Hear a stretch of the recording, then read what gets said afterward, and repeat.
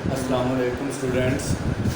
Better today's topic is preparation of alkane and physical properties of alkane.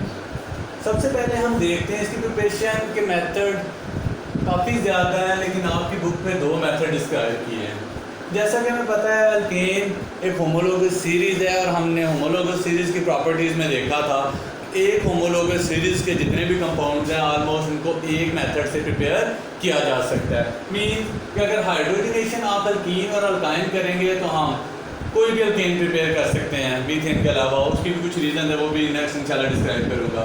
Reduction of alkyl halide से हम कोई भी alkane prepare कर सकते हैं, यानी किसी भी एक मेथड को उठाएं ऑलमोस्ट सारे कंपाउंड एक होमोलोगस सीरीज़ के प्रिपेयर हो सकते हैं। सबसे पहले बात आती है hydrogenation of alkyne and alkyne. बेटा 2 से 3 डेफिनेशन हैं, उनके बारे में पहले मैं आपको थोड़ा सा इंट्रोडक्शन देता हूँ ताकि आपको अंडरस्टैंड करना आसान हो सके। What is hydrogenation? सबसे पहली डेफिनेशन आई है हाइड्रोजनेशन की। हम कहते हैं addition of hydrogen, addition of molecular hydrogen. अच्छा, अब 2 तरह के हाइड्रोजन आएंगे, एक नेसेंट हाइड्रोजन होती है और एक मॉलिक्यूलर होती है। अगर हम फ्रेशली प्रिपेयर्ड हाइड्रोजन यूज़ करें, फॉर एग्जांपल एक हाइड्रोजन का एटम, आपको पता है इसके एक इलेक्ट्रॉन होता है, ये अपने इलेक्ट्रॉन को कंप्लीट यानी अपना डुप्लेट रूल कंप्लीट करने के लिए, अपना बैलेंस शेल कंप्लीट करने के लिए किसी न किसी चीज़ से इलेक्ट्रॉन लेगा या शेयर करेगा। सो वो चीज़ जो हमेशा इलेक्ट्रॉन लेने देने या शेयर करने में हिस्सा लेने की कोशिश करती रहती है, उसकी रिएक्टिविटी ज़्यादा होती है।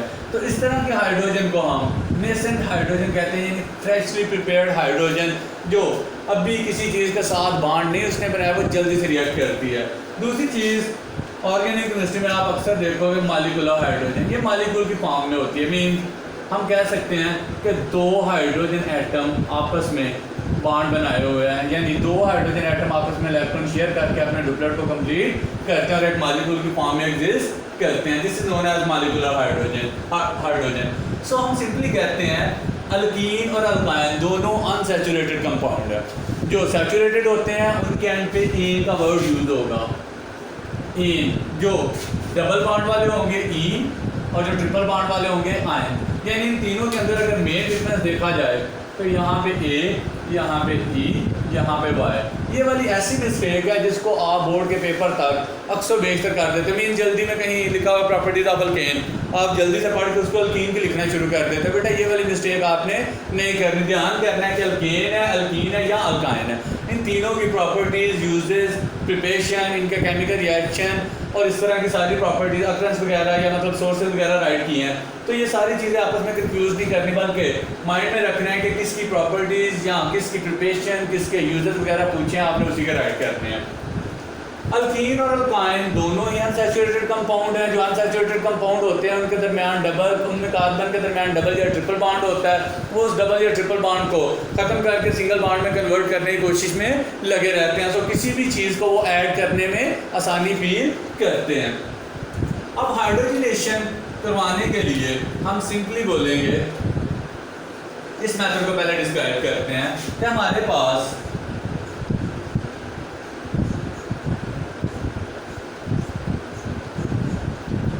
अल्कीन है। उस अल्कीन के अंदर हम 2 हाइड्रोजन मॉलिक्यूल कह लें, 2 हाइड्रोजन एटम मॉलिक्यूलर हाइड्रोजन इसके अंदर ऐड करने की कोशिश करेंगे। अब एक बात हमेशा याद रखिएगा, जब भी हम हाइड्रोजनेशन प्रोसेस करने लगते हैं तो वहाँ पे हमें कैटलिस्ट की भी ज़रूरत पड़ती है। कैटलिस्ट ऐसी चीज़ को कहते हैं, ऐसी स्पीशी को कहते हैं, ऐसे रिएजेंट को कहते हैं जो खुद तो केमिकल रिएक्शन के अंदर हिस्सा नहीं लेता, लेकिन किसी भी केमिकल रिएक्टिविटी को फास्ट करने के लिए, उसको कम टाइम में करवाने के लिए या कुछ ऐसी चीज़ें जो नॉर्मली रिएक्ट नहीं करती उनको रिएक्ट करवाने में हेल्प करता है। कैटलिस्ट अगर आप 1 kg स्टार्ट में डालेंगे तो वो 1 kg का आपको एंड ऑफ रिएक्शन मिलेगा। हाँ, उसकी कुछ अपीयरेंस चेंज हो सकती है। फॉर एग्जांपल आपने उसको सॉलिड फॉर्म में उसके अंदर पुट किया, यानी एक ढेले की शक्ल में पुट किया, तो वो बाद में पाउडर शक्ल में कन्वर्ट हो सकता है। इस तरह कुछ चेंजेस उसके अंदर आ सकते हैं, लेकिन ओवरऑल उसकी क्वांटिटी अगर हम देखें तो वो ऑलमोस्ट उतनी ही रहेगी जितनी आपने स्टार्ट ऑफ रिएक्शन उसके अंदर पुट की थी। इसका मतलब हुआ कैटलिस्ट किसी रिएक्शन की रिएक्टिविटी को इंक्रीज करता है, उसके टाइम को कम करता है और खुद से अपने आप को यूज़ होने नहीं देता। यहाँ पे हम 2 तरह के कैटलिस्ट यूज़ कर सकते हैं। प्लाटिनम, यहाँ पे निकल। इसके अलावा और भी कैटलिस्ट एक दो यूज़ हो सकता है, लेकिन मोस्टली इन दो का हम यूज़ पढ़ते हैं।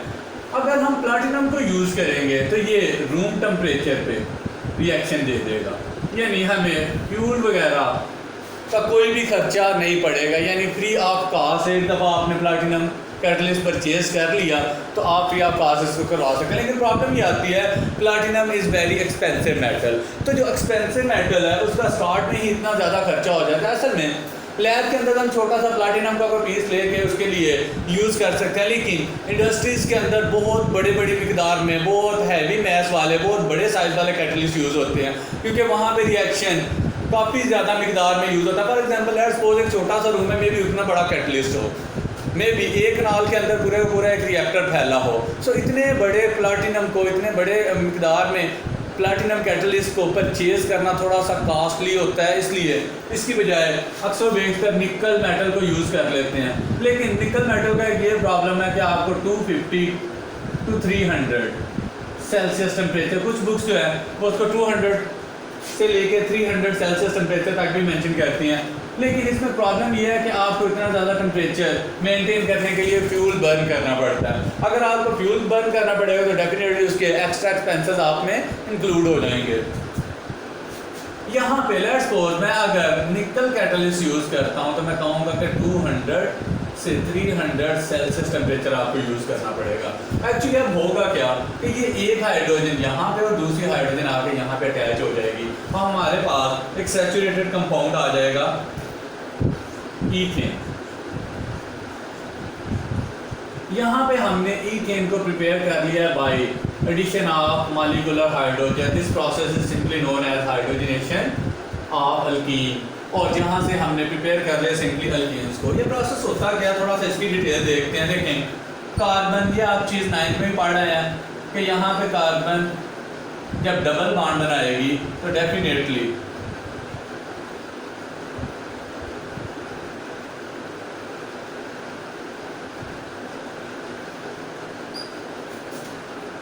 उसको दो इलेक्ट्रॉन शेयर करने पड़ते हैं। अब साथ में आपके पास आ जाती है हाइड्रोजन। अब यहाँ पे आप देखें कि ये वाला हाइड्रोजन का मॉलिक्यूल जब ब्रेक होगा, टूटेगा, तो जो सी हाइड्रोजन साइड पे मूव करेगी वो अपना इलेक्ट्रॉन भी लेके जाएगी। ये वाला अपना इलेक्ट्रॉन लेके लेट्स सपोज यहाँ पे चली जाती है, तो यहाँ पे हम इसको इस तरह अटैच कर देंगे।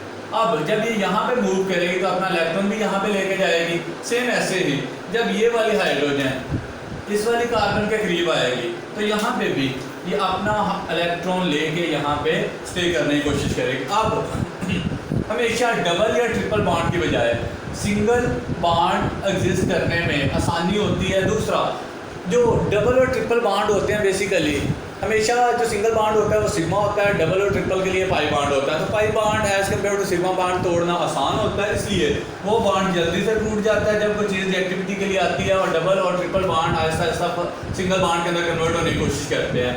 जब ये सिंगल बॉन्ड में कन्वर्ट होने की कोशिश करेंगे तो ये वाला बॉन्ड अगर ब्रेक होता है तो डेफिनेटली ये दोनों इलेक्ट्रॉन अब अनपेयर्ड फॉर्म में है, तो ये कहीं ना कहीं अपना जाके पेयर बनाने की कोशिश करेंगे। ये वाला इलेक्ट्रॉन अगर यहाँ पे आ जाए और ये वाला इलेक्ट्रॉन अगर यहाँ पे आ जाए तो बॉन्ड यहाँ पे बनना स्टार्ट हो जाएगा, जिसकी वजह से हम सिंपली कहते हैं कि हमारे पास एक सैचुरेटेड कंपाउंड आ जाएगा।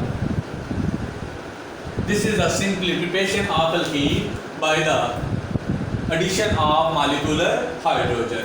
अब अगर हम दूसरे मेथड के बारे में जानने की कोशिश कर रहे हैं तो this is simply known as reduction of alkyl halide. Reduction की डेफिनेशन, ऑक्सीडेशन की डेफिनेशन आप 9th क्लास के अंदर पढ़ आए हो। अगर मैं ऑक्सीडेशन की बात करूं तो सिंपली हम कहते हैं एडिशन ऑफ ऑक्सीजन और रिमूवल ऑफ हाइड्रोजन। लेकिन अगर हम रिडक्शन की बात करें तो बिल्कुल उससे उलट हो जाता है, removal of oxygen and addition of hydrogen. तो बेसिकली हम यहाँ पे हाइड्रोजन को ऐड करवाने की कोशिश करेंगे, लेकिन यहाँ पे मॉलिक्यूलर हाइड्रोजन के बजाय हम नेसेंट हाइड्रोजन और इस तरह किसी स्पीशी को यूज़ करके ये वाला रिएक्शन पॉसिबल कर सकते हैं। फॉर एग्जाम्पल सबसे पहले हम अल्काइल हैलाइड्स के बारे में जानते हैं। What do you know about alkyl halide? Alkyl halide क्या चीज़ होती है? हम कहते हैं यहाँ पे दो स्पीशीज आएंगी, एक एल्काइल, दूसरा हैलाइड्स। एल्काइल में हमने इसके बाद अल्काइल रेडिकल्स हैं, इसके बारे में बड़ा डिटेल से पढ़ा था। R इसका सिंबल होता है CH3, C2H5, C3H7, C4H9, C5H11 etcetera. तो हम कह सकते हैं कि ये सारे रेडिकल्स बेसिकली अल्काइल रेडिकल कहलाते हैं। अब हैलाइड्स की बात आती है तो उसके अंदर 4 क्लोरीन, क्लोरीन, ब्रोमाइन और आयोडीन। अगर ये चीज़ें नेगेटिव रेडिकल की फॉर्म में, नेगेटिव आयन की फॉर्म में किसी चीज़ के साथ अटैच हों तो वो हैलोजेंस की बजाय हैलाइड का नाम कैरी करेंगी। तो यहाँ पे हम सिंपली कह सकते हैं कि अगर CH3F या CH3Cl, C2H5Cl एक्सेट्रा, तो ये सारे हमारे पास अल्काइल हैलाइड की फॉर्म में आ जाएंगे। अच्छा, अब हम इसके रिएक्शन की तरफ चलते हैं। Reduction of alkyl halide. यहाँ पे हम सिंपली सबसे पहले एक अल्काइल हैलाइड को राइट कर लेंगे। फॉर एग्जांपल हम राइट करते हैं CH3Cl। उसके अलावा हम यूज़ कर सकते हैं CH3Br, CH3F and so on. यहाँ पे हम नेसेंट हाइड्रोजन को यूज़ करेंगे। जैसे मैंने आपको नेसेंट हाइड्रोजन और मॉलिक्यूलर हाइड्रोजन दोनों का कॉन्सेप्ट ऑलरेडी दे चुका हूँ।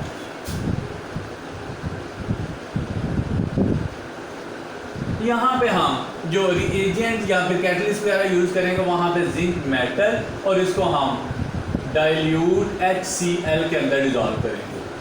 डाइल्यूट और कॉन्सनट्रेटेड का कॉन्सेप्ट आप 9 के अंदर क्लियर कर चुके हो।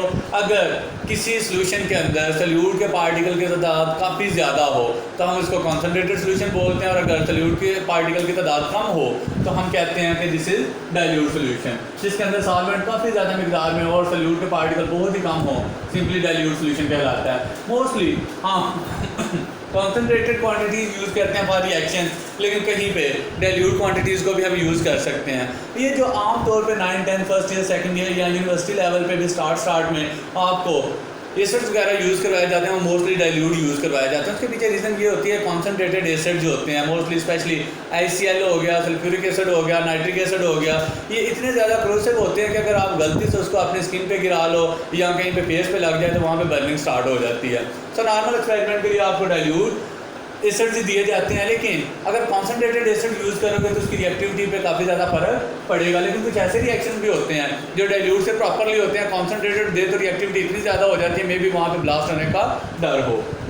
तो यहाँ पे हम सिंपली 2 हाइड्रोजन को, बेसिकली नेसेंट हाइड्रोजन ये हमारे पास इस फॉर्म में राइट कर सकते हैं हम, एक हाइड्रोजन प्लस ये दूसरे वाला।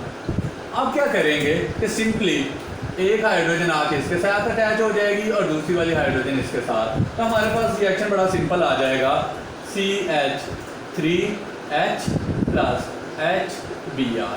तो इसको हम राइट कर सकते हैं CH4 प्लस HBr। ये हाइड्रोजन ब्रोमाइड आ गया, या इसको हम ब्रोमिक एसिड का भी नाम दे सकते हैं। ठीक है, ये मेरे पास सिंपली अल्केन आ गया, यानी मीथेन। अब हम इसकी दूसरी एग्जांपल को देख लेते हैं। मिथाइल ब्रोमाइड की जगह पे हम अब इथाइल ब्रोमाइड को अगर यूज़ करें, sorry CH2Br plus nascent hydrogen, reagent फिर आप वही यूज़ कर लेंगे, zinc metal with dilute HCl use कर लेंगे। यहाँ पे आप जो जिंक मेटल है उसकी डस्ट यूज़ करेंगे। डस्ट मतलब उसको बड़ा ब्रीक पीस लेंगे। अब मोस्टली जब हम किसी चीज़ को ग्राइंड करके कहीं पे रिएक्ट करवाने की कोशिश करते हैं तो रिएक्टिविटी ज़्यादा होगी, क्योंकि सरफेस एरिया ज़्यादा इंक्रीज़ हो जाएगा। फॉर एग्जांपल अगर मैं आपको कहूँ कि ये एक सरफेस है, तो ये मेरे पास कोई चीज़ है जिसको मैंने रिएक्ट करवाना है, तो आपने देखा था एंजाइम वाले चैप्टर में 6 में 9th क्लास में कि ये वाली चीज़ जब सबस्ट्रेट के साथ आके अटैच होती थी तो उसका सरफेस एरिया सिर्फ इतना इसके साथ मिल सकता था, यानी एक्टिव साइड सिर्फ यहाँ पे एक्टिव होगी, यहाँ पे रिएक्टिविटी होगी। लेकिन इसको अगर मैं छोटे छोटे पीसेस के अंदर कन्वर्ट कर लूँ,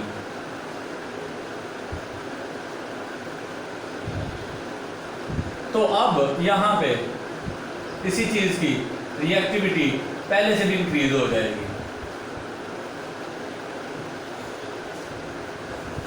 तो इसको रिएक्ट करवाना आसान और अगर इसको ओवर ग्राइंड कर दो तो डेफिनेटली सरफेस एरिया जितना ज़्यादा हो जाएगा उतनी रिएक्टिविटी इंक्रीज हो जाएगी। इसको हम राइट करेंगे।